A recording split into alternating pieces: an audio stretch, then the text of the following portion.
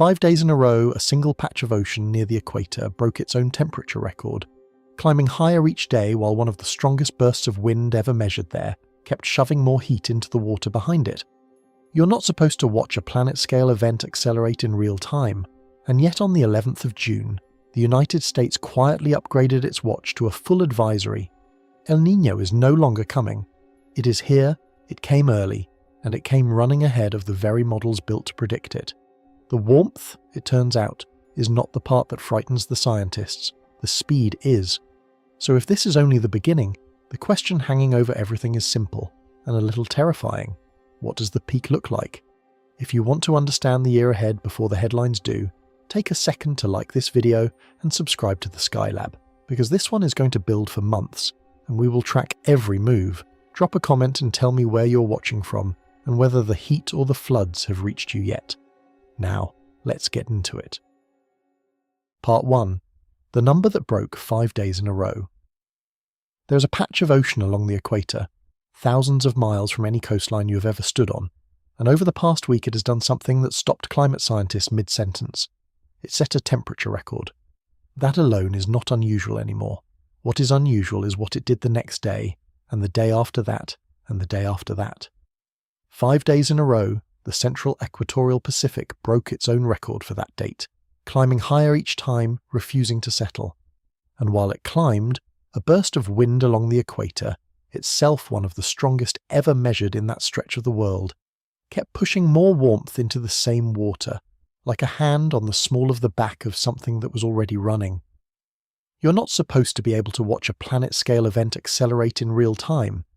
These things are supposed to unfold over seasons, slow enough that we measure them in 3-month averages and quarterly updates. But right now, if you pull up the daily readings from the middle of the Pacific, you can watch the line peel away from every other year on record and keep going. And on the 11th of June, the United States government made it official. The National Oceanic and Atmospheric Administration took the watch it had been holding for weeks and upgraded it to a full advisory. In plain language, that means the wait is over. El Niño is no longer coming. El Niño is here. Now, you have heard those two words before. You have probably heard them enough that they have lost their teeth, filed down into the kind of phrase a meteorologist says before telling you it might rain more than usual this winter. So let me tell you why the people who study this for a living are not bored by it this time. They are not unsettled because El Niño arrived. They are unsettled because of how it arrived. It arrived early, it arrived fast, and it arrived running ahead of the very models that are supposed to see it coming. To understand why that matters, you have to understand the calendar these events usually keep. In a typical year, the ocean flirts with the threshold through the spring, the forecasters hedge, the signal wobbles, and somewhere in the late summer or the early autumn they finally declare it. The declaration is usually the boring confirmation of something everyone already expected. That is the normal rhythm. This year broke the rhythm. We are barely past the midpoint of June, the summer has not even properly begun across most of the northern hemisphere, and the advisory is already issued. Forecasters have described this event, in their own measured language, as developing earlier and faster than most events on record. Read that sentence again, because the channel exists for sentences like that one. Earlier and faster than most events on record. Here is the part that should make the hair on your arm stand up. When scientists pull the modern reanalysis, the long continuous reconstruction of ocean temperature that reaches all the way back to 1940, and they lay this year's line on top of every other year, this year is on top. Not near the top. On top. The warm line for 2026 in the central equatorial Pacific is sitting above every single year going back more than 8 decades. Above the great events your parents and grandparents lived through, above the monster of 1997, above the giant of 2015, and it is doing this in June, months before an El Niño is supposed to reach anything like its peak. So you have an ocean that is breaking daily records, you have an official declaration that came in weeks ahead of schedule, and you have a line on a graph that has climbed above everything in the historical record, all of it happening before the event is even mature. That is the story. But the reason I want you to stay with me, the reason this is worth the next 2 hours of your life, is that none of those 3 facts is the actual point. They are the symptoms. The actual point is the speed, and what the speed might be telling us about how well we can still see what is coming. Let me slow down and be precise, because precision is the whole game here, and because I never want you taking my word for something you can check yourself. The thing we call El Niño is, at its simplest, a warming of the surface waters across the central and eastern tropical Pacific, paired with a shift in the winds and the storms above it. We measure that warming against the long-term average for each location and each time of year, so that we are comparing like with like. And right now those measurements are not subtle.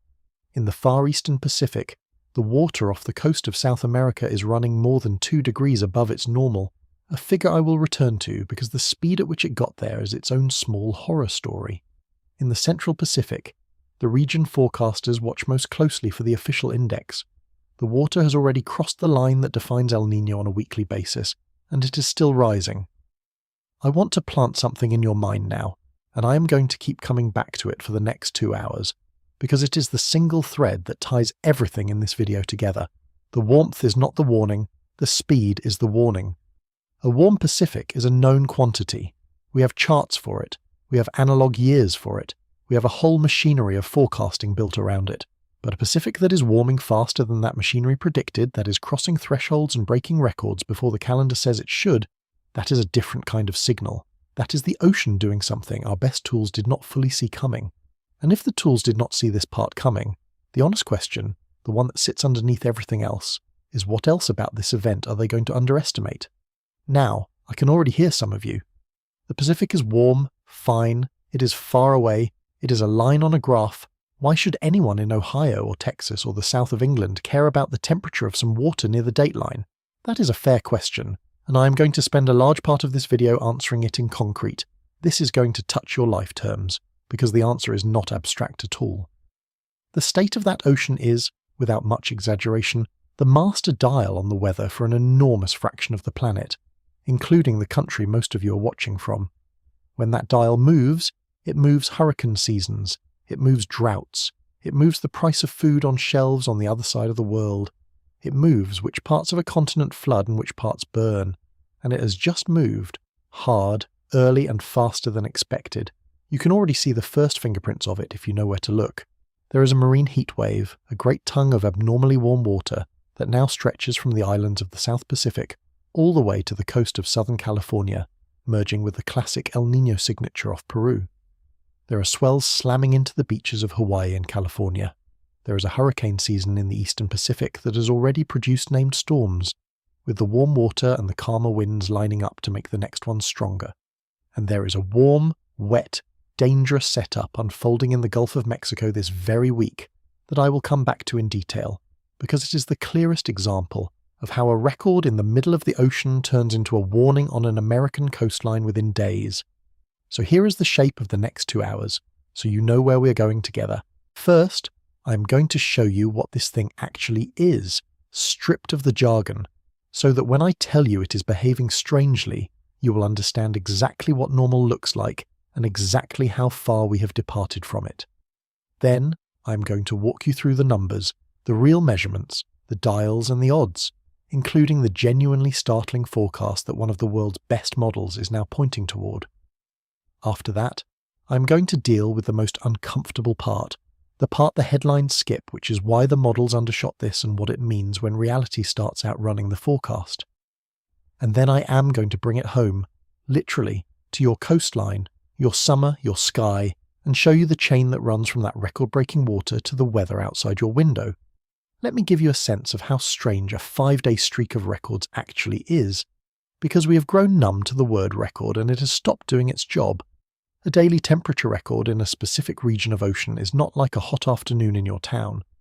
It is the warmest that stretch of sea has been on that calendar date across the entire span of reliable measurement, decade after decade after decade. Breaking it once is notable. Breaking it on 5 consecutive days means the ocean is not merely warm, it is pulling away from its own history a little further each day, setting a new ceiling, and then immediately climbing through it. Picture a runner who does not just beat a world record but beats it again the next morning, and again the morning after that, for 5 straight mornings, while a wind that is itself a record keeps building at his back. That is the picture the data is painting, and it is the reason the people who stare at these charts for a living stopped treating it as routine and started using a phrase that has now spread through the forecast discussion. They began describing the trajectory as off the charts, not as a slogan, as a literal description of a line that has climbed off the top of the range they normally plot.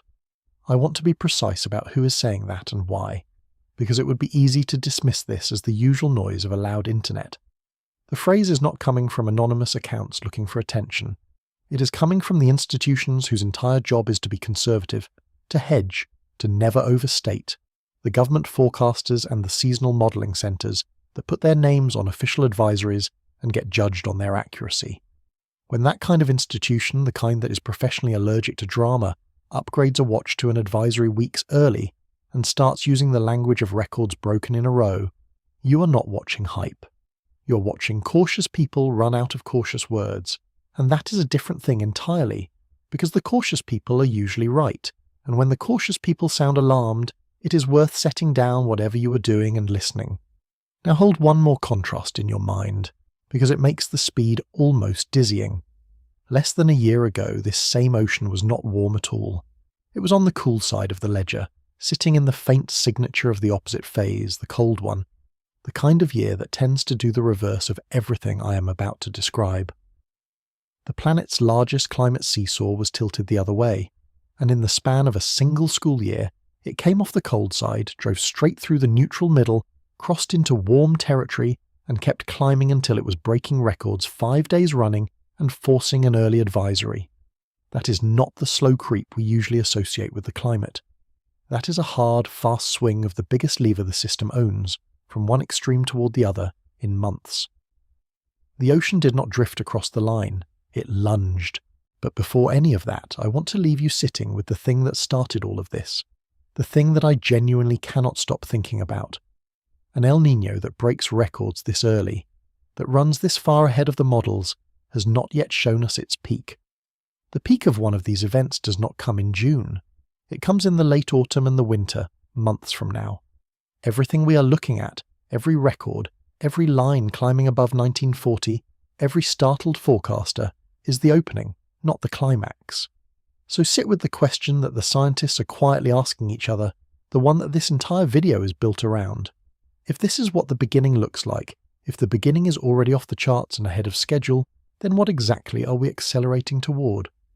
To answer that, we have to go back to the water itself and understand what is actually happening beneath the surface. Part 2. What El Niño actually is, and why early is the frightening word. Let me take you down to the water, because you cannot understand why this is alarming until you understand what is supposed to happen, and right now almost nothing is happening the way it is supposed to. Picture the Pacific Ocean along the equator, the widest stretch of water on the face of the Earth, so wide that it spans nearly half the planet. In a normal year, the trade winds blow steadily from east to west across that whole expanse, from the coast of South America toward Indonesia and Australia. Those winds are not gentle.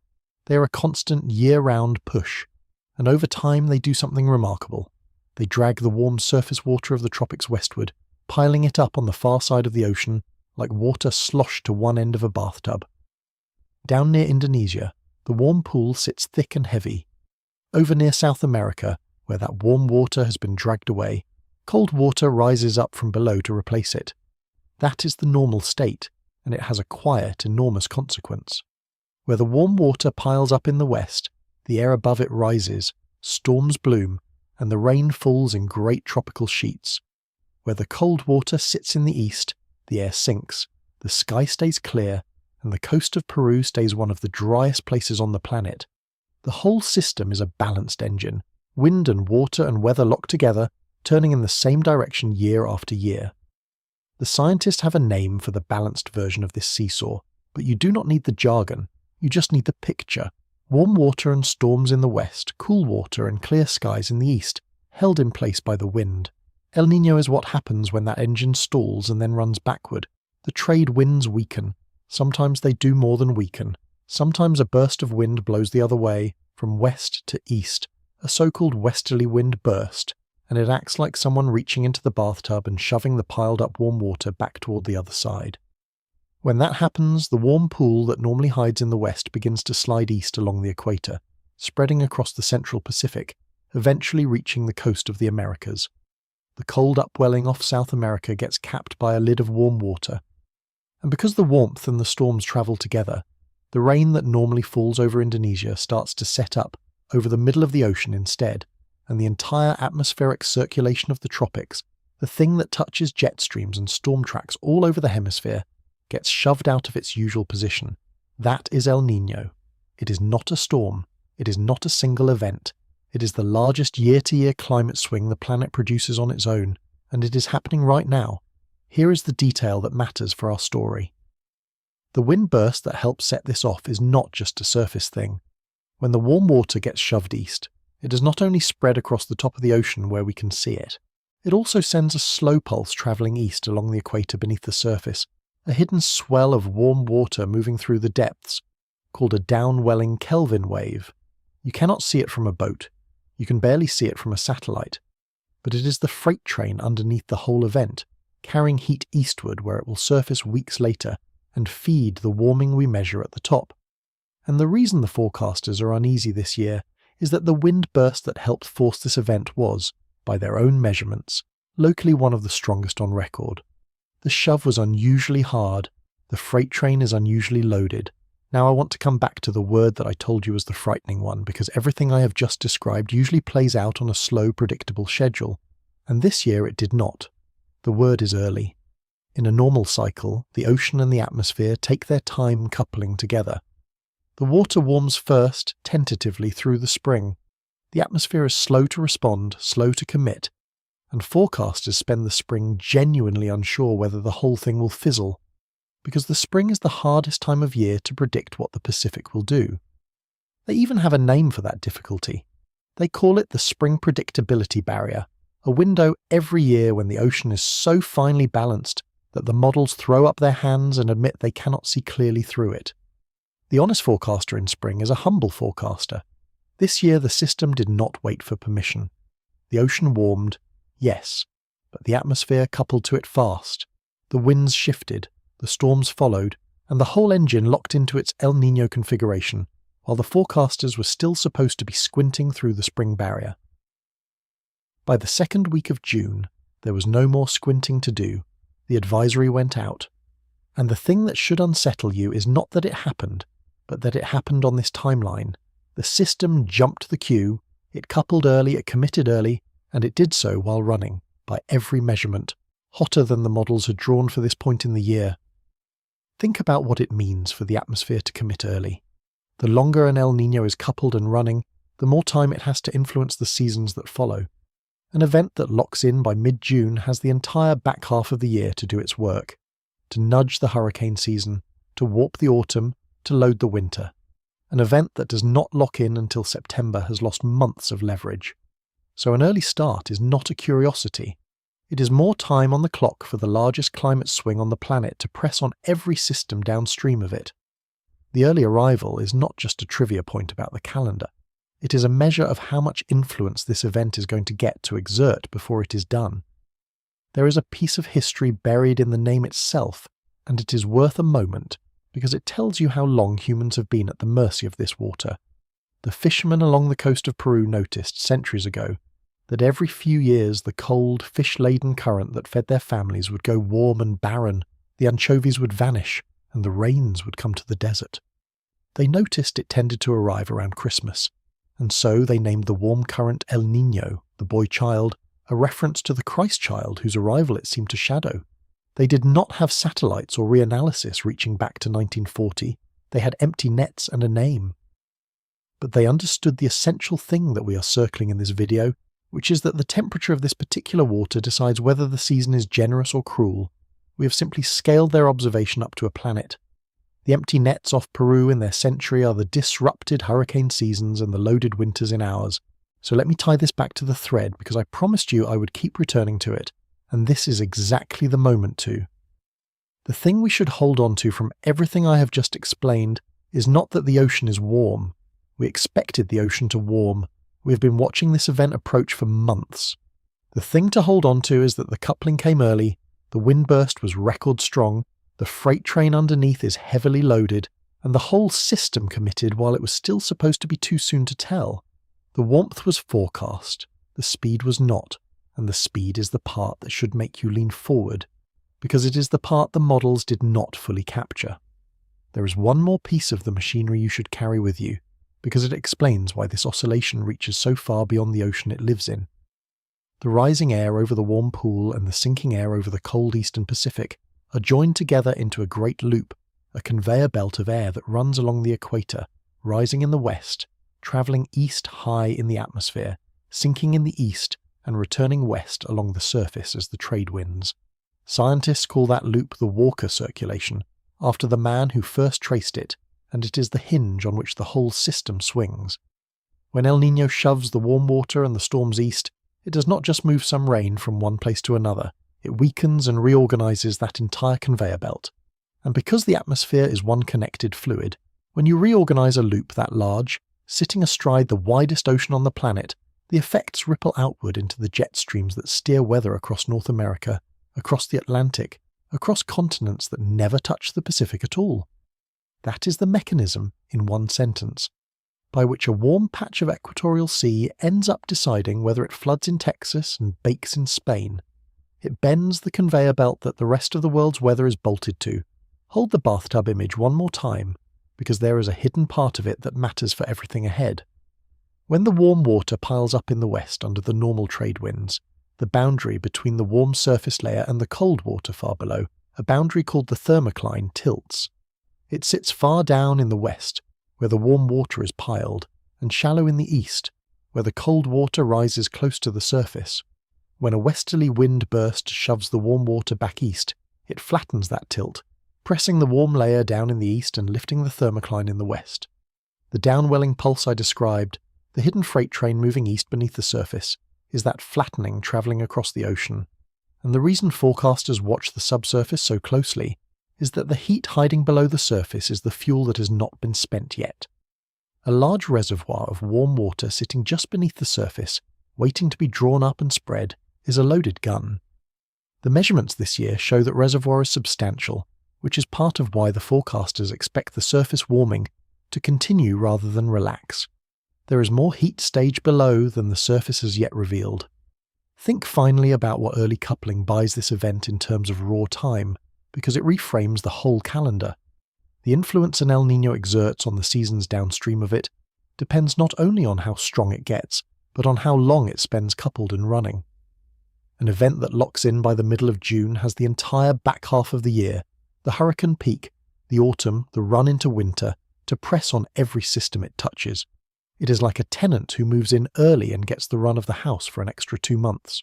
Every week of early arrival is another week the largest climate lever on the planet gets to lean on the hurricane seasons, the monsoons, the storm tracks, and the harvests. So when I tell you this one came early, I am not noting a quirk of timing. I am telling you it has been handed extra leverage, on top of extra strength, on top of a warmer world to act within. Which brings us to the obvious next question, and it is the one I want to spend real time on because this is where vague unease has to turn into hard numbers, or it is worth nothing. Exactly how warm is this water? Exactly how fast did it get there? And exactly how strong are the odds that this becomes not just an El Niño, but one of the giants, the kind of event that gets a permanent place in the record books and reorders a year of weather across the planet? The forecasters have put numbers on all of it, and some of those numbers are the kind you read twice to make sure you read them right. Let me show you the dials. Part 3. Reading the dials. How hot, how fast, how likely. Numbers are where drama either earns its keep or gets exposed as noise, so let me give you the real ones and let me explain what each of them means as we go. Because a figure you cannot interpret is just a sound. Scientists do not track the temperature of the entire Pacific as one blurry average. They have carved the equatorial Pacific into a set of boxes, and they watch the water temperature inside each box against its long-term normal. There are 4 of these regions that matter, and you only need to keep 2 of them straight to follow this whole story. There is a box in the far eastern Pacific hugging the coast of South America, and there is a larger box out in the central Pacific sitting near the dateline. The far eastern box tells you what the coast is feeling right now. The central box is the one the official index is built on, the one that decides, in the record books, whether a year counts as an El Niño at all and how strong it was. Start with the eastern box, the one off South America, because it is the most violent reading on the board, That water is currently running about 2.1 degrees above its normal. Let me make sure that lands, because a couple of degrees sounds like nothing when you're arguing about a thermostat. We're not talking about the air. We're talking about the average temperature of a region of ocean the size of a country, lifted more than 2 degrees above where it should be for this time of year, and the ocean is 1,000 times harder to heat than the air. The amount of energy it takes to move that much water that far is difficult to even picture. And here is the part that turns a big number into an unsettling one. As recently as the second week of May, that same box was sitting closer to 7/10 of a degree above normal. So in roughly 5 weeks, it climbed from about 7/10 of a degree to about 2.1 degrees. It more than tripled its anomaly in little over a month. That is not a drift, that is a sprint. Now move out to the central box, the one the official index watches, because this is where the formal definitions live. On a week-to-week basis, that water has already crossed the threshold that defines El Niño conditions, sitting somewhere in the range of 7/10 to 9/10 of a degree, above normal and still climbing. But the headline index, the one that gets a year written into history, is not a single week. It is a 3-month average, smoothed out so that a single warm spell cannot fool it, and it goes by the name of the Oceanic Niño Index. For the most recent 3-month season, that index sat at about 0.48 of a degree above normal. That is just under the official El Niño line, which is half a degree. But remember, that average includes the cooler early part of spring. It is a rear-view mirror. The windshield, the live weekly data, is already well past the line and accelerating, which is exactly why the advisory came when it did. To feel how fast this turned, you have to look at where it came from, because the starting point makes the speed almost hard to believe. Back in the autumn of last year, that same official index was not just neutral, it was negative. It was sitting at about minus 0.55 of a degree, the cool side of the ledger, the faint signature of the opposite phase, the cold one. And from that cool autumn, season by season, the index climbed. It went from about minus 0.55 toward minus 1/3 of a degree toward roughly neutral, and then it crossed into positive territory and kept rising to where it is now. That is a swing of roughly a full degree in the official 3-month index across just 2 seasons. The ocean did not ease across the line. It came off the cool side of the board and drove straight through neutral and out the warm side in the time it takes a child to finish a school year. So those are the dials for right now. Hot in the east past 2 degrees and tripled in 5 weeks. Across the line in the central box on the weekly data, with the official 3-month index climbing a full degree in 2 seasons from a cold start. That tells you the present. It does not tell you the future, and the future is where the genuinely startling numbers live. Because the question every forecaster is now being asked is not whether this is an El Niño. That is settled. The question is how big it gets, and there are formal categories for the answer. When the peak of the official index stays modest, the books record a weak or moderate event. When the peak climbs above 1.5 degrees, it is classified as strong, and when it climbs above 2 full degrees at its peak, it earns the top tier, the label that the headline writers reach for, a very strong event, what a lot of people loosely call a super El Niño. That is the rare air, the category of the giants, and here is the forecast that I told you to brace for. The official outlook now puts the odds of this event reaching that very strong tier, peaking above 2 degrees this coming winter, at roughly 63%. Let that sit for a second. It is not a fringe possibility. It is, by the central forecast, more likely than not that we are heading for one of the strongest El Niño events ever measured, and the most aggressive of the world's major models pushes the number even further. The European model, one of the best seasonal forecasting systems on the planet, has been pointing its plume towards something near 3 degrees above normal by December. 3 degrees. To understand why that figure makes scientists go quiet, you have to put it next to the monsters of the past, the events people still talk about decades later. The Great El Niño of 1997 and 98 peaked at around 2.4 degrees. The giant of 2015 and 16 peaked at around 2.6 degrees. The powerful event of 1982 and 83 peaked at around 2.2. Those are the benchmarks, the events that rewrote weather across the planet, caused tens of billions of dollars in damage, and are still used as the textbook cases. A peak near 3 degrees would not just match them. It would stand above every one of them in the modern index. It would be, by that measure, unprecedented.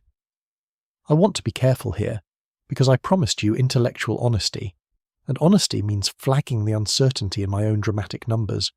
that 63% is a probability, not a guarantee. The 3-degree projection is the aggressive end of the model's spread, not the consensus center. El Niño events have fizzled before after promising starts, and the spring barrier I described earlier means forecasts made this time of year carry real error bars. A responsible scientist will tell you the range, not just the scary endpoint, and the range here runs from a strong event at the low end up to a record breaker at the high end. So I'm not telling you that 3 degrees is locked in. I'm telling you that the central forecast already favours the very strong category, and that the best model in the world is openly entertaining a number that would beat every event in the record. When the cautious central estimate is more likely than not to produce a giant, the optimistic case is not exactly comforting either. Now hold all of these numbers in your head at once, because together they make a single shape, and the shape is the whole point of this video. The present readings are above where the models drew them for this date. The eastern box tripled its anomaly in 5 weeks. The official index swung a full degree in 2 seasons off a cold start. The event was declared early, and the forecast for the peak, months from now, already favours the rarest and most destructive tier. Every one of those facts points the same direction, and the direction is not just hot, it is fast, and it is ahead of schedule, and it is ahead of the forecast. I want to dwell for a moment on the eastern box's sprint, the jump from about 7/10 of a degree to about 2.1 in roughly 5 weeks, because the speed of it is easy to skim past and it deserves to stop you. The ocean is the great flywheel of the climate, the slow, heavy thing that resists change, that takes enormous energy to nudge and enormous energy to nudge back. That is normally a comfort.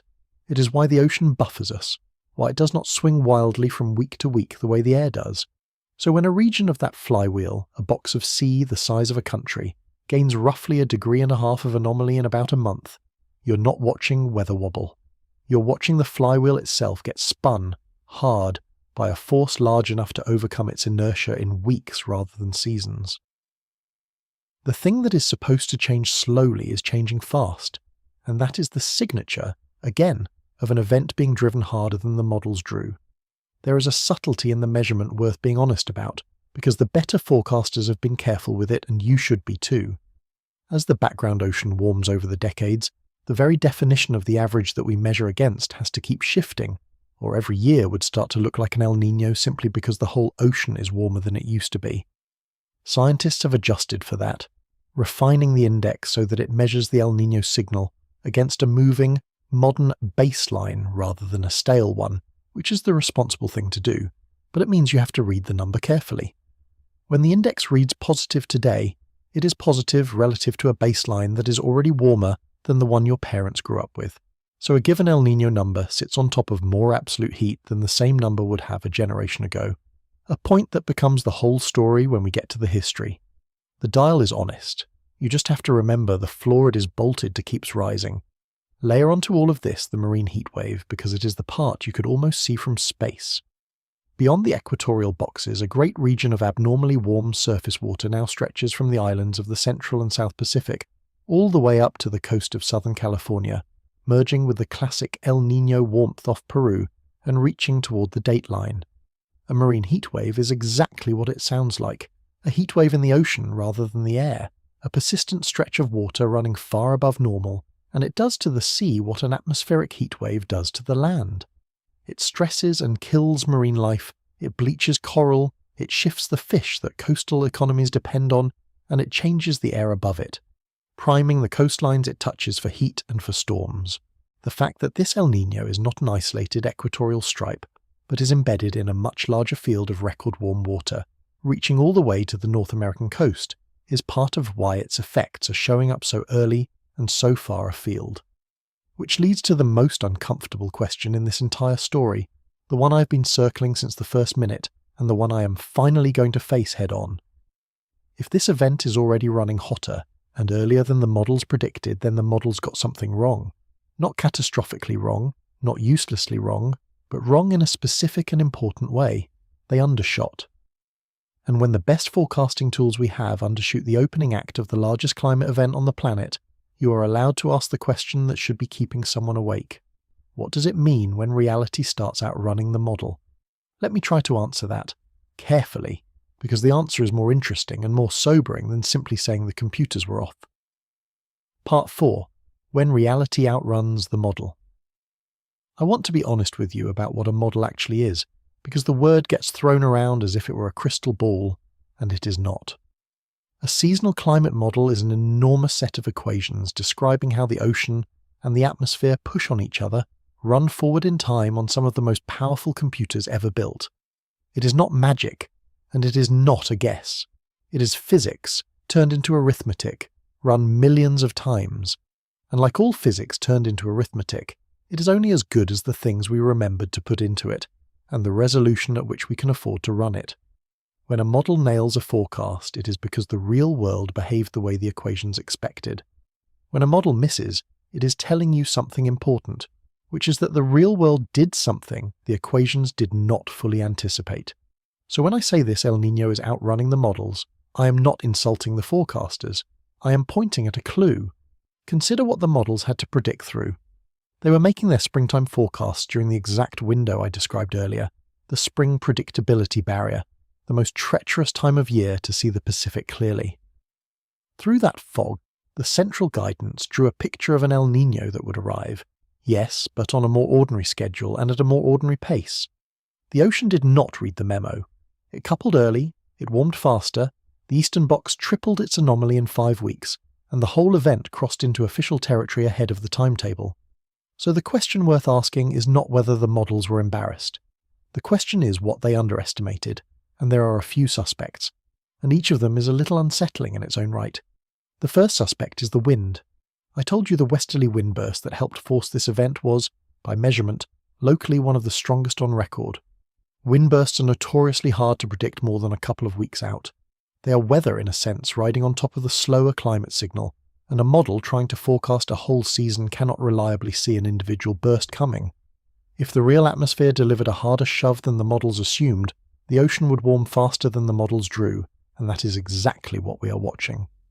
The freight train underneath was loaded harder than the forecast expected, so it is arriving heavier and sooner. The second suspect is the water the El Niño is happening on top of. This is the one that should give you pause, because it is the one that does not go away when this event ends. The background temperature of the global ocean is now markedly warmer than it was during the great events of past decades. The El Niño of 1997 happened on a cooler planet. The El Niño forming right now is happening on an ocean that has been absorbing the overwhelming majority of the extra heat trapped by a warming atmosphere for decades. So when this oscillation reaches into the Pacific and rearranges the warm water, it is rearranging warmer water to begin with. The same shove produces a higher number, because the starting line is higher. The models know about the warming baseline, of course, but capturing exactly how it interacts with the upper ocean heat and the wind forcing at the edges of an event is precisely the kind of fine detail where guidance can fall short. The event is being staged on a hotter floor than any event before it, and that floor is permanent. The third suspect is the most humbling, and I want to state it carefully so I do not overclaim. It is possible that the combination of factors at play here, the record wind burst, the loaded subsurface, the warmer baseline, the early coupling, is simply a configuration our models handle poorly, because it is a configuration they have rarely had to handle. Models learn, in a sense, from the past. The fewer times the past has produced a given situation, the shakier the model is when that situation shows up. If 2026 is assembling a combination that is genuinely rare, then we are, in a real sense, forecasting at the edge of our own experience. That is not the same as saying the models are broken. It is saying they are being asked a question close to the limit of what they have been trained to answer, and they are flagging their own uncertainty as they do it. The honest scientists are not hiding that. They are saying it out loud. Now, why does any of this matter beyond the satisfaction of understanding a forecast? It matters because of what an El Niño does to the temperature of the entire planet, not just the Pacific. Here is the mechanism, and it is the engine behind the phrase off the charts that keeps attaching itself to this event. During an El Niño, that enormous spread of warm water across the Pacific does not keep its heat to itself. It releases it into the atmosphere over the course of months. The ocean exhales, and when the largest ocean on the planet exhales a Tier 1 El Niño's worth of heat into the air, the global average surface temperature jumps, It is the single biggest natural lever on year-to-year global temperature that exists. We have just watched this happen, and recently enough that you lived through it. The last significant El Niño helped drive the global surface temperature to record highs in the years that followed, as the ocean released its stored heat. Each of those years was described, at the time, as shocking, as beyond what many scientists expected, as a step change. That spike rode on top of the long-term warming trend like a wave riding on a rising tide. Now picture doing it again, but starting earlier, climbing faster, and stacking the El Niño spike on a baseline that is hotter than it was the last time. That is what off the charts means in practice. It is not one record. It is an El Niño-sized pulse of heat, released early, on top of a record-warm background. The two effects do not cancel, they add, and an event that front-loads its onset front-loads that release, which raises the real possibility of an earlier, sharper jump in global temperature, stretching from the back half of this year into the next. I want to pull all of this back to the thread now, because we have gone far into the machinery, and it would be easy to lose the spine. Everything in this part has been one argument, stated three ways. The models undershot the opening of this event. They undershot it because of the wind, the loaded ocean beneath, the hotter baseline, and possibly a combination they have rarely been tested against. And the reason that specific failure matters is that the same forces that made the onset outrun the forecast are the forces that determine the peak, and the peak is what gets released into the atmosphere of the whole planet. So when I say the speed is the warning, this is what I mean in concrete terms. The speed is evidence that our tools are sitting at the edge of what they can predict, on the leading edge of the single largest climate event the Earth produces, while it stacks itself on the warmest ocean in the instrumental record. That is the part that should keep you here. Let me make the global temperature mechanism concrete, because it is the hinge between a faraway ocean and the temperature of the entire planet, and most people have never had it explained plainly. During the cool phase, the opposite of El Niño, the Pacific actually does the world a quiet favour. It pulls extra cold water up to the surface across that enormous stretch of ocean, and that cold surface soaks heat out of the atmosphere, holding the global average down a little. Those are the years when people who do not want to think about warming point at the thermometer and say, "See, it paused." It did not pause. The heat was being stashed in the ocean. El Niño is the other half of that trade. It caps the upwelling, spreads warm water across the surface, and lets the ocean give back the heat it had been hoarding, releasing it into the air over the following months. So the global temperature does not rise smoothly. It climbs in steps, and the steps are timed to this oscillation. The cool phase holds the line, and then an El Niño comes along and the planet takes a sharp step up. We watched exactly that happen in the last few years, and it frightened people who do this for a living. When the previous El Niño released its heat, the global average surface temperature did not just tick up. It jumped to records that ran ahead of what many scientists expected, month after month, by margins that prompted genuine public bewilderment among researchers who are not given to bewilderment. There was open debate about why the jump was as large as it was, with the El Niño as the main driver, but with arguments about what else might have amplified it. The relevant point for tonight is simpler than that debate. We have a recent lived example of an El Niño shoving the global thermometer to startling highs as it exhaled.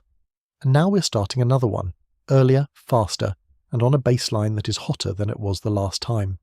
An event that front-loads its onset front-loads that exhale, which raises the real possibility that the sharpest part of the temperature step arrives sooner, stretching from the back half of this year into the next, layered on a record that the last event already set. I want to be disciplined about the uncertainty, because this is the easiest place in the whole video to overreach, and overreaching is how you lose the right to be believed. I cannot tell you that 2026 or 2027 will set a global record. The size of the temperature step depends on how strong this El Niño actually gets, on exactly when it peaks, and on the same hard-to-forecast details that already tripped the models once. What I can tell you is the structure of the thing, and the structure is unforgiving.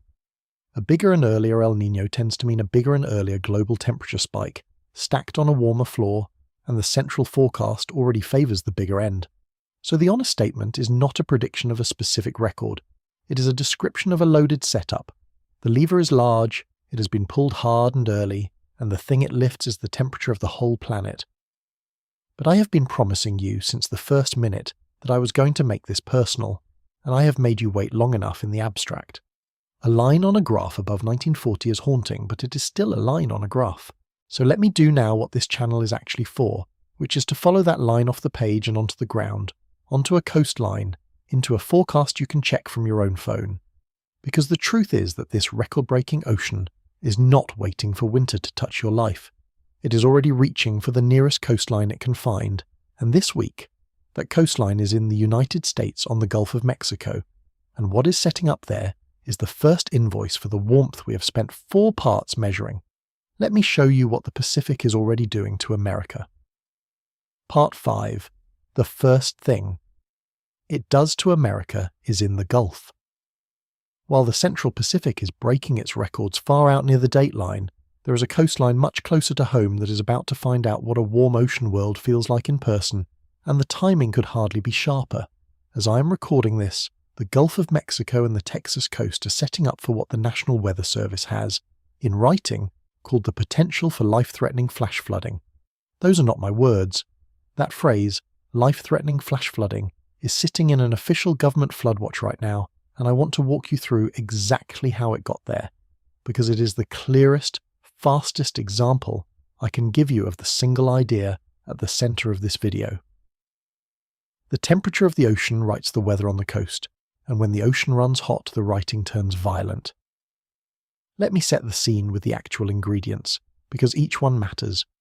There is a trough of low pressure that has been sitting over northeastern Mexico, a disorganized spin of moisture and rising air. There is a front that has pushed down to the Gulf Coast and is stalling out, becoming a nearly stationary line that storms can train along one after another, like train cars passing over the same stretch of track. And above all of it, feeding all of it, is the air itself, which is loaded with an almost ridiculous amount of water. Forecasters measure that loading with something called precipitable water, which is just a way of asking if you wrung out the entire column of atmosphere over a spot like a sponge, how many inches of rain would fall out. Over southeast Texas right now, that number is sitting around 2.3 inches. To put that in perspective, that figure is beyond the record for this date.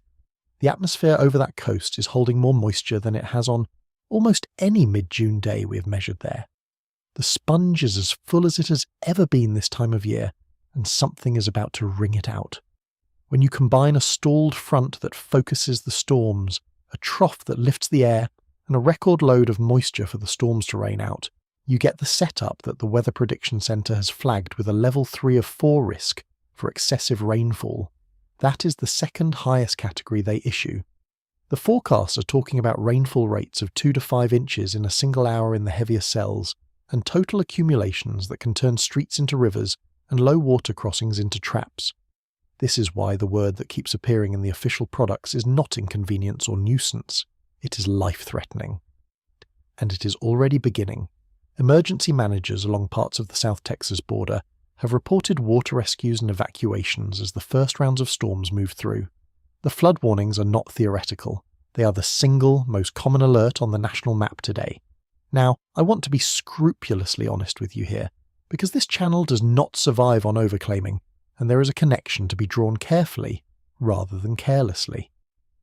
I am not going to stand here and tell you that the El Niño breaking records in the Central Pacific reached across 2 oceans and personally caused the storms in Texas this week. That is not how the science works, and you deserve better than a tidy lie. The direct immediate trigger for the Gulf event is the local setup, the stalled front and the trough and the moisture. But here is the connection that is real, and it is the one worth your attention. The reason the air over Texas can hold a record load of moisture is that the world, and the water feeding that air, is warmer than it used to be. A warmer atmosphere holds more water vapor, by a fixed and well-understood physical rule, and a warmer Gulf evaporates more moisture into it. The same warmth that has the Pacific breaking records is the warmth that has loaded the sponge over Texas to a record. They are not the same storm. They are the same world. Think of it this way. The El Niño in the Pacific is the loudest single voice in a choir, but the whole choir is singing the same note, and the note is a warmer ocean. When I show you a record in the Pacific, I am showing you the loudest evidence of a condition that exists everywhere at once, including in the Gulf of Mexico, where it is currently expressing itself as a record load of moisture over a coastline full of people. So the Gulf this week is not proof that El Niño caused a flood, It is proof of something more important and more durable. It is proof that ocean temperature is not an abstraction you can leave on a graph. It is the thing that decides whether the rain that falls on a Tuesday is an inch or is 5 inches an hour. It is the dial, and this week on an American coast, you can watch the dial being read out in real time as warnings on a map. There is a deeper layer here that the better forecasters are watching, and it folds the two oceans together more tightly than you might expect. That trough off northeastern Mexico is being watched by the National Hurricane Center for something more than rain. They have given it roughly a 30% chance of developing into a tropical system as it drifts toward the Texas coastal bend. 30% is not high, but it is not nothing, and it points at the season ahead. Because if a disorganized trough can flirt with becoming a named storm over a warm gulf in the middle of June, before the season has even reached its stride, that tells you something about the fuel that is sitting in that water. The Gulf is warm enough this early to consider spinning something up, and the warmth of that water is part of the same warming ocean we have been measuring all along. So this week gives us the near-term picture, the visceral one, the one that has people filling sandbags tonight. A record-loaded atmosphere over a warm Gulf, a stalled front to focus it, official language about life-threatening flooding, and a 30% chance that the whole mess tries to organise into the season's next-named storm right on the Texas coast. That is what the warm ocean is doing to America this week. In concrete sandbag and evacuation terms, it is the first invoice, delivered early, to the nearest coastline the warmth could find. Let me widen the lens for a second so you see that Texas is not an isolated spot on the map, but the sharpest point of a much larger pattern. On the national map today, the single most common weather alert in the entire country is the flood warning. Not heat, not wind, not severe storms. Flooding. Rivers are running high across a wide stretch of the middle of the country, with stretches of the Guadalupe, the San Antonio, and smaller rivers and creeks across south and central Texas forecast to reach moderate flood stage, the level at which water leaves the channel and starts taking roads, fields, and the edges of towns. Add to that a second flood watch stretching across southeast Louisiana, and you're looking at a broad zone of saturated ground and swollen rivers from the Texas coast into the lower Mississippi Valley, all of it primed by the same loaded, moisture-heavy air. The Gulf Coast is not bracing for one bad afternoon. It is sitting under a multi-day pattern that keeps reloading. Here is the physics of why this particular setup produces the dangerous kind of rain, the kind that drowns cars rather than waters lawns, because it ties straight back to ocean warmth. The storms forming over the Gulf Coast right now have what forecasters call a tall warm cloud layer, a towering stretch of the storm where the air is above freezing and the cloud is busy converting water vapour straight into raindrops with brutal efficiency. The warmer and wetter the air feeding the storm, the deeper that rain-making layer, and the more of the column's record moisture gets wrung out as fast, heavy rain rather than held aloft. So the same warmth that loaded the sponge also makes the storm better at squeezing the sponge. That is why the forecast can talk about 2 to 5 inches of rain in a single hour. It is not a normal thunderstorm that happens to last a while. It is a more efficient rain machine running on warmer, wetter fuel parked over the same ground by a stalled front. And it is already hurting people, which is the part I never want to let slip into the abstract. Along parts of the South Texas border, emergency managers have reported water rescues, pulling people from vehicles and low-lying areas as the first rounds of storms dropped several inches in a matter of hours. Flash flood warnings, the most urgent category, the one that means move to higher ground now, have been going up across the region. This is the human face of a number on a graph. When I tell you the precipitable water is at a record and the rain rates can hit 5 inches an hour, the translation, in the places where it lands hardest, is a family standing on the roof of a car in the dark waiting for a boat. That translation, from ocean temperature to a rescue on a flooded road, is the entire reason this channel exists, and it is happening on an American coast tonight. Dwell on that 30% for one more moment, because it is small in number and large in meaning. 30% is not a forecast that a storm will form. It is a 1 in 3 chance, which means the most likely outcome is still that this stays a disorganized rain-heavy trough, rather than a named system. But the very fact that the National Hurricane Center is watching a patch of the Gulf in the middle of June, weeks before the basin normally gets interesting, tells you how much fuel is sitting in that water. A storm does not have to form for the lesson to land. The lesson is that the Gulf is already warm enough this early to put organised tropical development on the table at all. That is the warm ocean world showing its hand.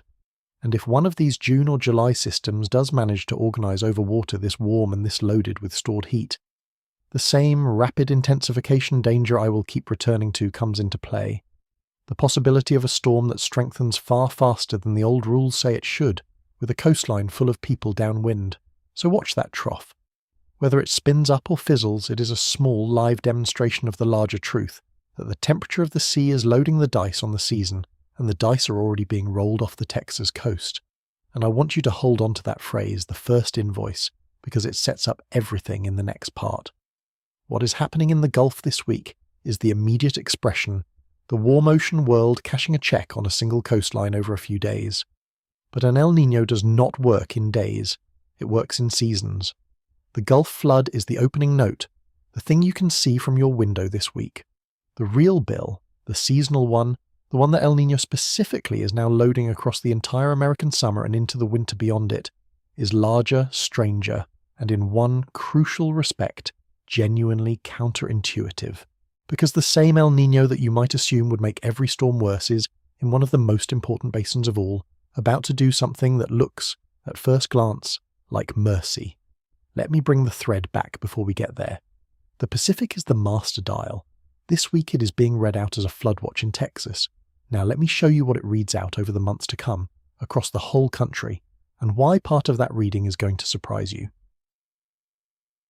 Part 6. The summer the Pacific is loading. If the Gulf this week is the opening note, the season is the symphony, and an El Niño is one of the few forces on Earth large enough to conduct an entire continent's weather for half a year. So let me lay out what this particular event is loading onto the American summer and the winter beyond it, region by region, because the pattern is not a simple matter of everything getting worse. It is more interesting than that, and in places it runs exactly opposite to what your instinct would tell you.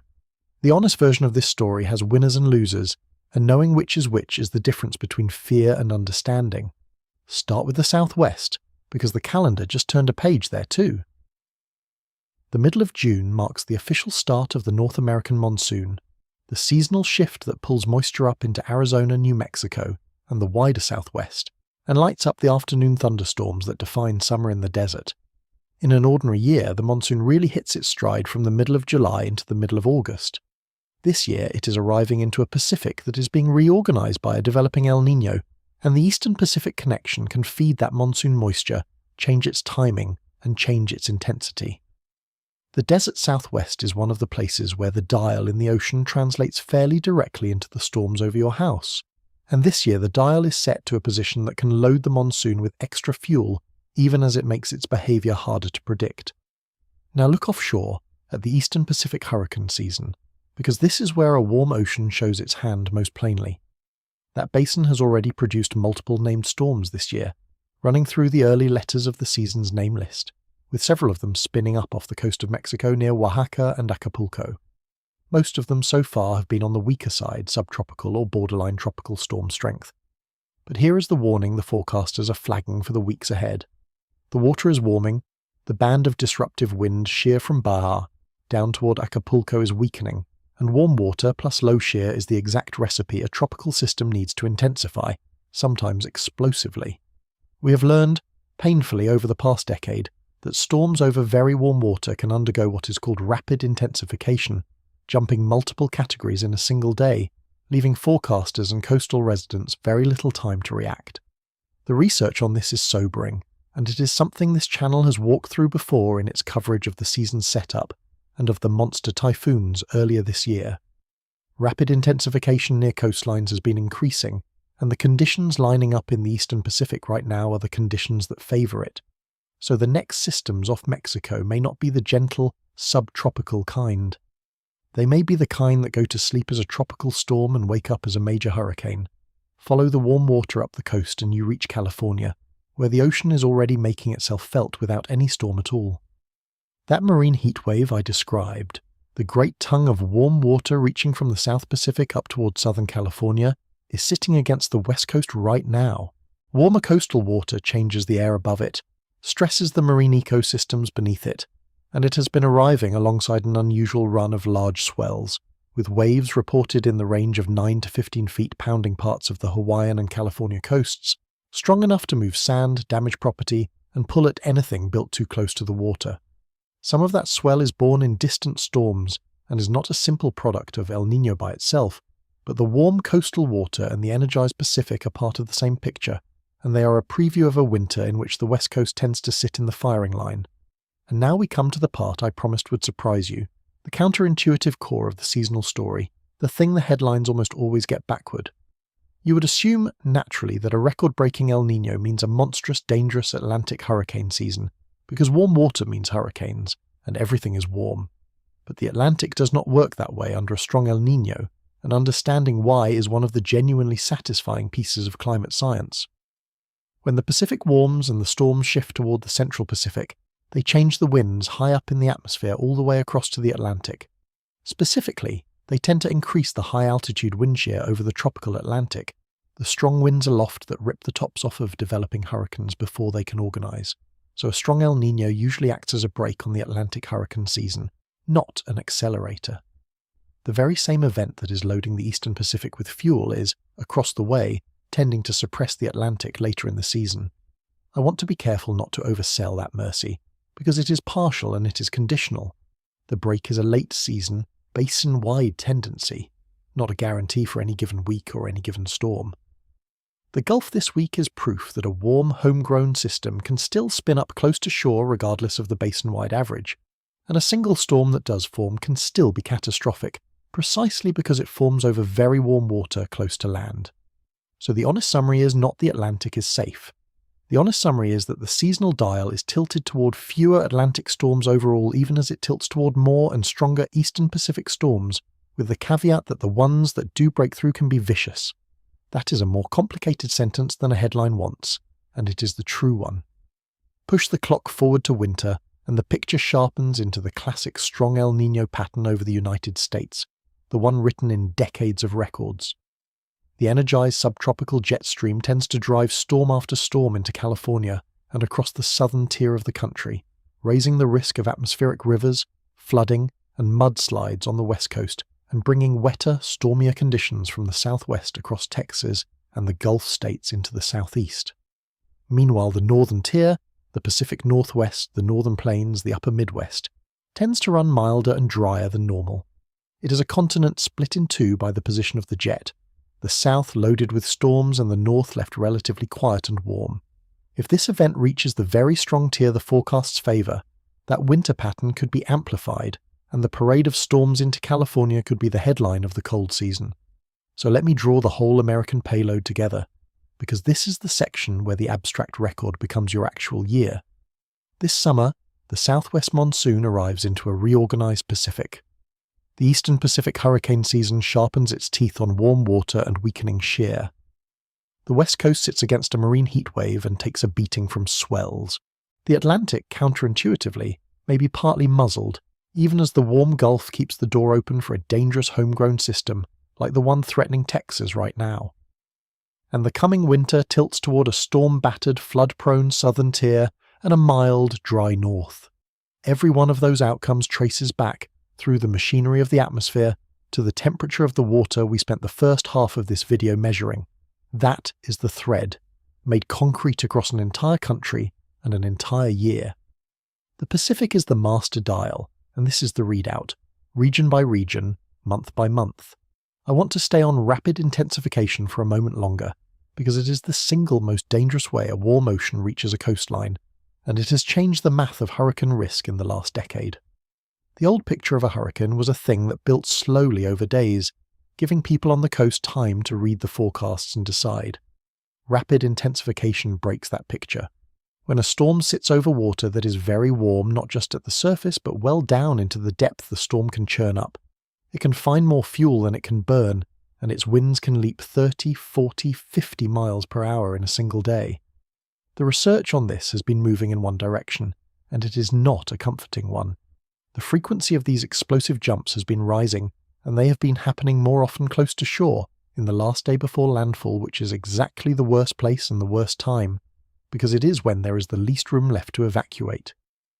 The Eastern Pacific this summer is being set up with warm water and weakening shear, the precise conditions that make these leaps possible, which is why the forecasters are warning that the next storms off Mexico could be a different animal than the weak early ones we have seen so far.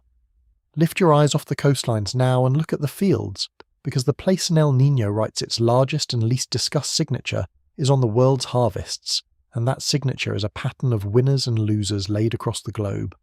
A strong El Niño tends to dry out specific bread baskets in a fairly repeatable way. It tilts toward drought across parts of Southeast Asia, India, Australia, Southern Africa, and northern parts of South America, and toward wetter conditions in others, including often beneficial moisture for parts of the Americas. The danger that researchers have flagged is not any single regional drought. It is the possibility of several major grain-growing regions struggling in the same year, because the same ocean signal is pressing on many of them at once. The modern world is buffered against a single regional failure by global trade and stored reserves, which is why I am not forecasting famine. But the thing that buffer quietly assumes is that distant breadbaskets fail independently in different years so that a shortfall in one can be covered by a surplus in another. A powerful El Niño is one of the few forces that can lean on many of them in the same season, and that is the part worth watching, not as a prophecy of disaster, but as the reason food prices and supply can wobble in the year after a giant event, concentrated on the poorer countries that import what they eat. Bring it back to the ground under your own feet for the winter, because the seasonal payoff for the United States is the part you will feel in your own driveway.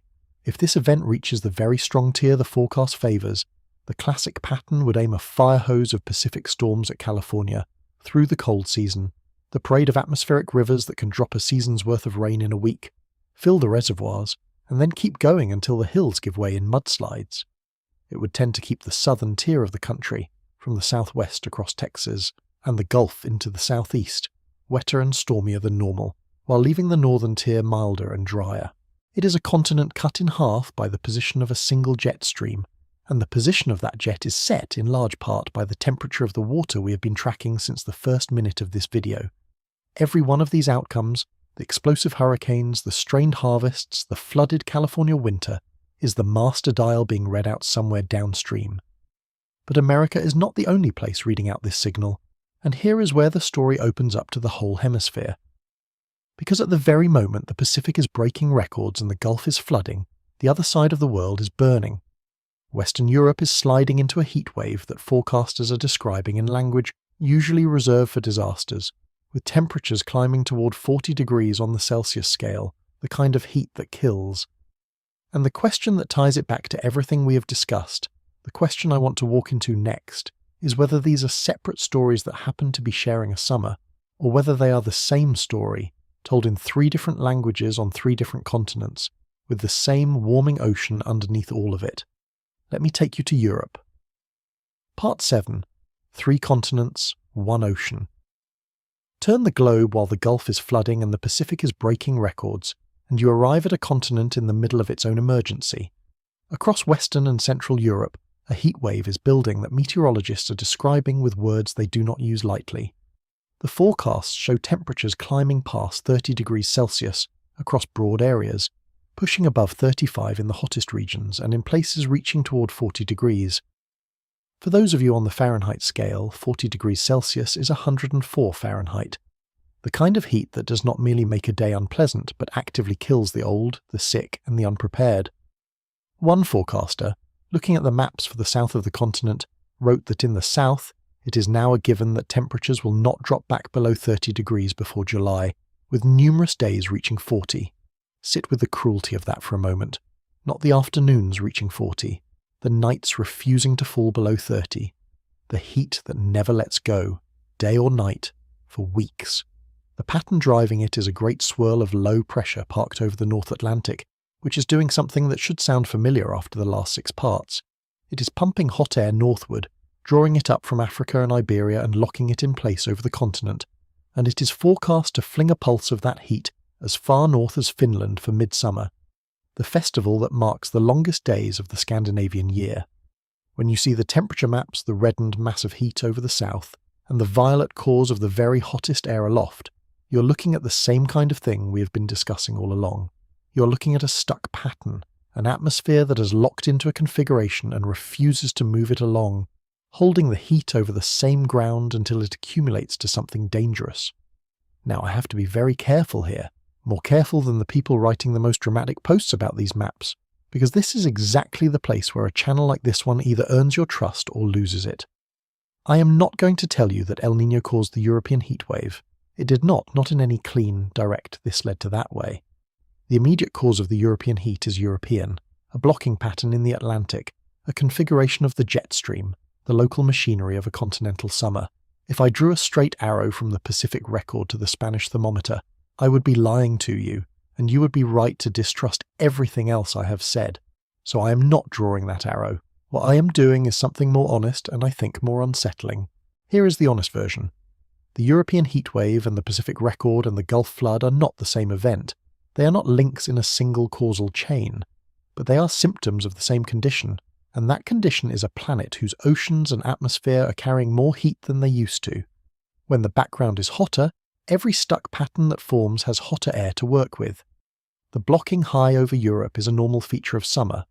What is not normal is the temperature it can reach when the air it traps started out warmer, and the seas feeding the continent's weather are running at or near record warmth themselves. The same is true of the heat that has been hitting North America. Just yesterday, this channel was looking at the Pacific Northwest breaking its own heat records, a region that learned in the most lethal way a few years ago how deadly a stuck heat pattern can be when it forms over an already warm world. Europe today, the Pacific Northwest yesterday, the Central Pacific Ocean all month. 3 continents, 3 separate immediate causes, 1 shared background. So why bring Europe into a video about the Pacific at all if the Pacific did not cause it? I bring it in because it is the proof you can see with your own eyes that what we are discussing is not regional and is not a fluke. It would be easy, looking only at the Pacific, to file this away as a faraway ocean doing a faraway thing, but when you lift your head and see that the heat is showing up on multiple continents in the same season, each through its own local door, you understand that we are not looking at a scatter of unrelated misfortunes. We are looking at the surface expression, in many places at once, of a single underlying shift. And of all the dials that drive that surface expression, the temperature of the Pacific is the largest and the loudest. Europe is the corroboration. The Pacific is the cause we can actually name and measure. The heat wave on the continent is the visible proof that the ocean signal we have been tracking is planetary in its reach. I want to spend a moment on the language that is attaching itself to these European maps, because it matters for how you should hold all of this, and because the channel has a responsibility here. The posts circulating online about the European heat use phrases like climate monstrosity and climate emergency, and they ask, pointedly, what part of the emergency people still do not understand. I am not going to mock that language, because the underlying concern is real and the heat is genuinely dangerous. But I'm also not going to adopt it wholesale, because my job is to separate what the data says from how it makes us feel. The measured science supports a serious, possibly historic event, both in Europe and in the Pacific. It does not support the idea that any single outcome is certain. Those 40-degree maps are forecasts, model projections of where the heat is likely to go, not engraved facts about days that have already happened. The El Niño's final strength is a probability, a 63% likelihood of reaching the top tier, not a settled number. The responsible position, the one I want you to leave this section holding, is that the danger is real and large, and the certainty is not total, and a person who tells you the future with no error bars is selling you something, whether they are selling denial or selling doom. There is one more thread to pull here, gently, because some of you will be thinking it. Whenever an event gets this large and this strange, a certain kind of explanation starts to circulate, the idea that something this big could not possibly be natural, that it must be engineered, manipulated, deliberately produced. I understand the instinct. When the ocean breaks records 5 days in a row and 3 continents bake at once, the human mind reaches for an author, because authored disasters are, in a strange way, more comforting than systemic ones. An authored disaster can be stopped by catching the author. But the science does not support that reading, and I would be doing you a disservice to pretend it does. El Niño is among the most thoroughly documented natural phenomena on the planet, recorded in coral and sediment and the empty fishing nets of past centuries, turning long before anyone could have engineered anything. And the extra heat in the background, the warmer baseline that makes every one of these events hotter, is explained by the measured physics of the gases in our atmosphere, not by a hidden hand at a control panel. The honest answer is harder to sit with than the engineered one, because it means there is no author to catch. There is only a system we have nudged, responding the way the physics says it will, faster than we expected. Let me explain why a stuck pattern is the truly dangerous ingredient, because it is the same villain we've met in different costumes throughout this video. The jet stream, the river of fast wind that separates cold northern air from warm southern air, does not always run straight. Sometimes it buckles into great loops, big northward and southward swings, and sometimes those loops stall, locking in place for days or weeks instead of marching along. When a northward loop, a ridge of high pressure, parks over a region in summer, it does three things at once. It clears the sky so the sun pours straight down, it makes the air sink and compress and heat, and it refuses to move, so the heat piles up day after day with nothing to flush it out. That is a heat dome, and it is what is setting up over Europe now, and it is the same family of stuck pattern that produced the lethal heat over the Pacific Northwest a few years ago, and again in milder form just this past weekend. The danger is not the single hot afternoon. The danger is the pattern that will not leave. There is a specific detail in the European forecast that I do not want you to skim past, because it is the part that actually kills, and it is the part the casual coverage misses. The most alarming line is not that the afternoons will reach 40 degrees Celsius. It is that, in the south, the nights are not expected to drop below 30 degrees, 104 and a sweltering 86 Fahrenheit respectively, for weeks. The human body survives extreme daytime heat largely by recovering at night, by shedding the heat it accumulated when the temperature finally falls. When the night never cools, that recovery never comes. The body stays loaded day after day, and for the old, the ill, the very young, and anyone without a way to cool down, the toll mounts quietly, indoors, after dark. That is how the deadliest heat events do their killing, not in a dramatic afternoon but in a string of nights that refuse to break. The same lesson was written, in blood, into the Pacific Northwest a few years ago, and revisited on this channel just yesterday. The overnight number is the one to fear. I want to close the loop on the engineered disaster idea with a little more care, because I know some of you are still turning it over, and you deserve a real answer rather than a dismissal. The instinct that something this large must be authored is not stupid. It is human. But scale is not evidence of intent. The reason this event is so large is precisely that it is not authored, that it is the planet's own machinery, the Walker circulation and the thermocline and the trade winds, swinging through its biggest natural mode on top of a warmer floor. No control panel is needed to produce it, and no control panel could. The uncomfortable truth, the one that is harder to live with than any conspiracy, is that we did not build a machine to do this on purpose.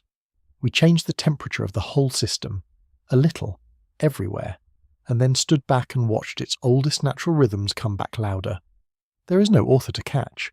There is only physics, doing what we nudged it to do, faster than we expected. So let me bring the thread back, because we have circled the whole hemisphere, and it is time to tie the knot. The Pacific is the master dial. We have watched it break records, we have watched it cash a check on the Texas coast, we have watched it load the American summer, and now we have watched its signal appear, corroborated, in the deadly heat of a European June. The picture is no longer a faraway ocean doing a faraway thing. It is a planet-wide condition with the Pacific as its loudest voice. But a condition this large invites a question that numbers alone cannot answer. Has anything like this happened before? Is there precedent for an ocean swinging this hard, and if there is, what did it do to the people who lived through it? To answer that, we have to leave the present entirely and walk back into the history of the giants, into the years the old records still flinch from. Let me show you the ghosts of El Niño's past. Part 8. The Ghosts of El Niño's Past. History does not repeat the weather exactly, but it rhymes hard enough that ignoring it is a kind of recklessness, and the history of the great El Niños is a history worth being a little afraid of. So let me introduce you to the giants, the events that earned permanent entries in the record and are still used as the measuring sticks against which this year is being judged. When forecasters say this event might rank among the strongest ever, these are the events they mean, and knowing what they did is the only way to feel the weight of the comparison. Begin with the most recent monster, the El Niño of 2015 and 2016, which peaked at around 2.6 degrees above normal in the central Pacific. It helped push global temperatures to what were, at the time, record highs. It was associated with severe drought across parts of Africa, Southeast Asia and Central America, with food shortages that put tens of millions of people into crisis, with coral reefs bleaching white across the tropics in a die-off of historic scale, and with a cascade of weather disruptions that touched nearly every continent. Step back further to the great event of 1997 and 98, which peaked near 2.4 degrees. It rewrote a winter across the Americas, drove deadly floods and landslides, fueled wildfires in the drought-struck regions on the other side of the Pacific, and caused tens of billions of dollars in damage worldwide. And before both of them, the powerful event of 1982 and 83, peaking around 2.2 degrees, caught the world less prepared and is still studied for the scale of the disruption it caused. These are the benchmarks. These are what a top-tier El Niño does. And the forecast for the event forming right now, you will remember, already favours that tier, with the most aggressive guidance pointing somewhere beyond all of them. But if you want to understand the true ceiling of what this oscillation can do to human beings, you have to go back much further, past the satellite era, past the reliable thermometers, into the 1800s, to an event this channel has walked through before and that I will only revisit briefly as a callback, because it deserves its own telling, and it has had it. In the years 1877 and 1878, the planet experienced one of the most powerful El Niño events in the historical reconstruction, and it coincided with a constellation of other ocean anomalies into something close to a worse case. The result was not a difficult season. The result was a catastrophe with few equals in recorded history. Monsoons failed across Asia, drought gripped India, China, Brazil, parts of Africa, and the harvests collapsed across multiple continents at the same time. The famines that followed killed, by the most cited scholarly estimates, well over 50 million people. 50 million. It is a number so large it stops meaning anything, which is exactly why it is dangerous to forget. That is the ceiling. That is what this same oscillation, the same warm water sloshing east across the same ocean, did within recorded history when it reached its most extreme and aligned with everything else. Now I have to do the careful thing again, because it would be easy and dishonest to leave you thinking I am predicting a repeat of 1877, and I am not. The world of that famine was a world without modern forecasting, without global food trade at today's scale, without grain reserves and satellite monitoring and the ability to see a drought coming months out. A failed monsoon in that century meant local starvation, because there was no system to move food in time. We are not that world. The reason I bring the 1877 event into this video is not to predict 50 million deaths. It is to establish the scale of what this oscillation is physically capable of forcing, so that when I tell you a top-tier event is more likely than not this year, you understand that we are not talking about a rainy winter. We are talking about the same lever that, at its most extreme, has bent the course of human history. And here is the part of the historical comparison that genuinely should sober you, the one difference between then and now that does not cut in our favour. Every one of these past events, the giants of the satellite era and the catastrophe of the 1800s, happened on a cooler planet than the one we live on today. The El Niño forming right now is happening on top of the warmest baseline in the instrumental record, an ocean that has spent decades absorbing the extra heat trapped by a changing atmosphere. So when people compare this event to 1997 or to 2015, the comparison undersells the danger in one specific way. The same peak number, the same 2 or 2.5 degrees of El Niño warming, is being added to a higher starting line. An El Niño of a given strength today delivers more absolute heat into the system than the identical El Niño would have delivered 40 years ago, because it begins from a warmer floor. The oscillation is the same, the floor it stands on is not, and that is why the better scientists are careful to say that even a familiar-looking peak number could produce unfamiliar consequences, because it is loading onto a planet that has never been this warm to begin with. I want to fold this back into the thread now, because the history is not a detour, it is the deepest confirmation of the point. The records of the past tell us the Pacific is the single most powerful natural lever on the weather and the harvests of the entire planet. The satellite-era giants show us what the top tier does in a modern world. The catastrophe of the 1800s shows us the ceiling of what the lever can force when it reaches its most extreme. And the one difference that matters, the warmer baseline, tells us that this event is being staged on ground no previous event ever stood on. So the speed we have been worried about this whole video, the way this onset outran the models, is not just a curiosity about a forecast. It is the leading edge of a top-tier capable event, building on the warmest ocean we have ever measured, ahead of schedule, with months still to run before it even peaks. The history does not tell us exactly what will happen. It tells us the size of the thing we are dealing with, and it tells us not to be comforted by a familiar name. Let me say more about why the 1877 catastrophe reached the scale it did, because the mechanism is the one piece of that history most relevant to right now. That event was not a Pacific El Niño acting alone.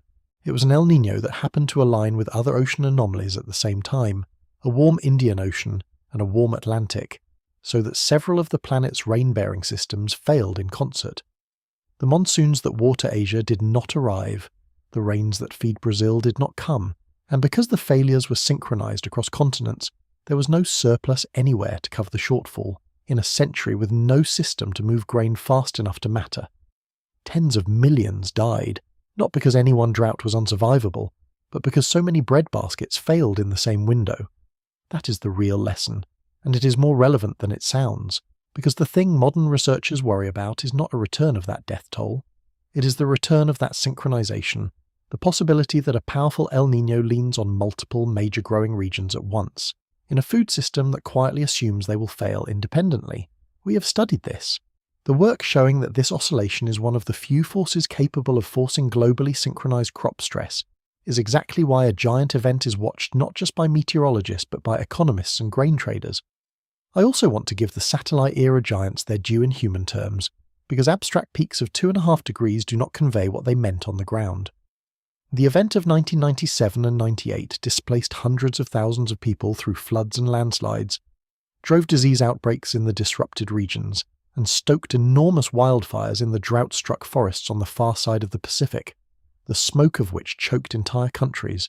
The event of 2015 and 16 pushed tens of millions into food insecurity across Africa, Asia, and Central America, and drove the worst global coral bleaching documented up to that point, killing reefs that had stood for centuries. These were not bad weather years. They were global humanitarian and ecological events, recognized as such at the time, and they peaked below where the central forecast now points for the event taking shape. When forecasters say this one could rank with them or beyond, that is the company they are putting it in. And now hold the one difference that should not let you sleep easily, the warmer floor, because it changes the meaning of every comparison I have just made. The giants of the past all happened on a cooler planet. The El Niño building right now is forming on the warmest baseline in the instrumental record, an ocean and an atmosphere already carrying decades of accumulated heat. So even if this event peaks at a number that looks familiar, even if it lands in the same range as 1997 or 2015, it is adding the El Niño pulse to a higher starting point than any event in history has ever started from. The heat waves it amplifies start hotter. The droughts it deepens start drier. The oceans it warms start warmer. A familiar peak on an unfamiliar floor does not produce familiar consequences. It produces something we have not seen, which is exactly why the careful scientists refuse to be reassured by the precedent, and exactly why the speed of this onset, on this floor, is the thing they keep coming back to. Which leaves us, finally, with the only question worth ending on, the question that has been sitting underneath every part of this video since the first record fell. We have measured the warmth, we have understood the machinery, we have watched the models undershoot, watched the Gulf flood, watched the American summer load, watched Europe bake, and watched the ghosts of the past rise up to show us the scale. All of it has been the opening. None of it has been the peak. So the last thing I want to do with you is stand at the edge of what we know, look out at the month still ahead, and ask, as honestly as I can, the question the scientists are asking quietly among themselves. If this is the beginning, what is the end going to look like? Let me try to answer it. Part 9. The question. Under the records. Let me take you back to where we started, to that patch of ocean along the equator that broke its record 5 days in a row, because you are standing in a different place now than you were 2 hours ago, and the same fact should land differently. When I first told you about those 5 days, they were a curiosity, a strange little streak in a faraway sea. Now you know what they sit on top of. You know the advisory came early, weeks ahead of the usual calendar. You know the line for this year is riding above every year since 1940. You know the Eastern Pacific tripled its anomaly in 5 weeks, that the official index swung a full degree off a cold start in 2 seasons, that the forecast already favours the top tier, and that the most aggressive model in the world is entertaining a peak beyond every giant on record. Those 5 days are no longer a curiosity. They are the first visible edge of the largest natural climate event the Earth produces, arriving ahead of schedule and running faster than our best tools predicted. And that in the end is the whole point, the single idea I asked you to hold from the very first minute and have come back to in every part since. The warmth is not the warning. The speed is the warning. We expected a warm Pacific. We have been watching this event approach for months, and a warm Pacific by itself is a known quantity with a known playbook. What we did not fully expect, what the models undershot, was how fast it would get here and how hard it would climb. And speed, in a system this large, is not a detail, it is information. It is the system telling us that the combination of forces at work, the record wind burst, the loaded ocean beneath, the warmest baseline we have ever measured, is producing behaviour at the edge of what we can forecast. So sit with the real question, the one the scientists ask each other in the careful, hedged language of people who do not want to overstate but ask anyway. If the opening act of this event already outran the model, what happens at the peak, which does not arrive until the late autumn and the winter, months from everything we have looked at today? Every record you have seen in this video, every line above 1940, every startled forecaster, is the beginning. The Pacific has not yet shown us the top, and an event that is already off the charts and ahead of schedule, with the whole back half of the year still ahead of it to press on the hurricane seasons and the droughts and the harvests and the winters, is not a story that has a tidy ending I can give you tonight. It is a story still being written, in real time, in the temperature of the water. Here is what I can tell you, and it is the honest middle between the people selling you denial and the people selling you doom. This is going to be a consequential year. The dial in the Pacific has been turned hard, and the readout is going to come, region by region, season by season, in the storms over the southwest, the hurricanes off Mexico, the swells against California, the floods across the southern tier this winter, the deadly heat that keeps showing up on continent after continent. Some of that readout will surprise you, like the Atlantic being partly muzzled even as the Pacific is loaded. Some of it is already at the door, like the flood watch over Texas tonight. You do not have to take any of it on faith. You can watch the same index the forecasters watch. You can watch the same coastlines. The dial is public, and now you know how to read it. Let me hand you something practical before I leave you with the hard part, because understanding is worth more when it comes with a way to watch. You do not have to wait for a headline to tell you how this is going. You can track it yourself with the same numbers the forecasters use. Watch the official index, the 3-month average for the Central Pacific, and see whether it keeps climbing toward and past the very strong line of 2 degrees through the autumn. Watch the Eastern Pacific off Mexico, and notice whether the next storms are still weak and subtropical, or whether they start making the explosive jumps that warm water allows. Watch your own sky if you live across the southern tier of the United States, and see whether the winter brings the parade of storms the strong event pattern favours. Watch California for the atmospheric rivers. Watch the Gulf, which is already showing its hand this week. Each of these is a readout of the same dial, and you now know how to read it.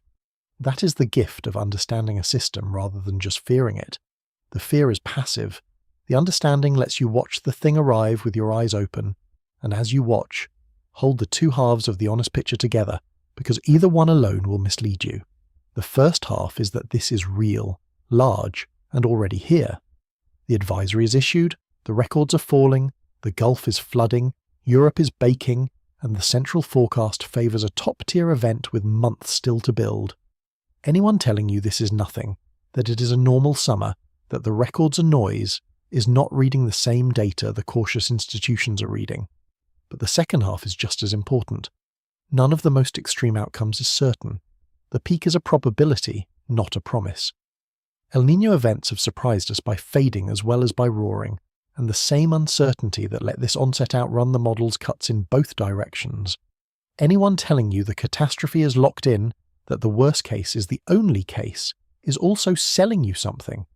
The truth lives in the uncomfortable middle, where the danger is large and real and the certainty is not total, and where the responsible thing to do is neither to panic nor to look away, but to watch, informed, with the error bars in view. But the thing I want to leave you with is not a forecast. It is a question that does not have an answer yet, and that is precisely why it matters. For as long as we have had the tools, we have trusted that we could see these events coming, that the models would give us the lead time to brace. This year, on the opening act, the event arrived faster than the model drew it. Maybe that is a one-time miss, a hard wind burst and an unlucky combination that the next forecast cleans up.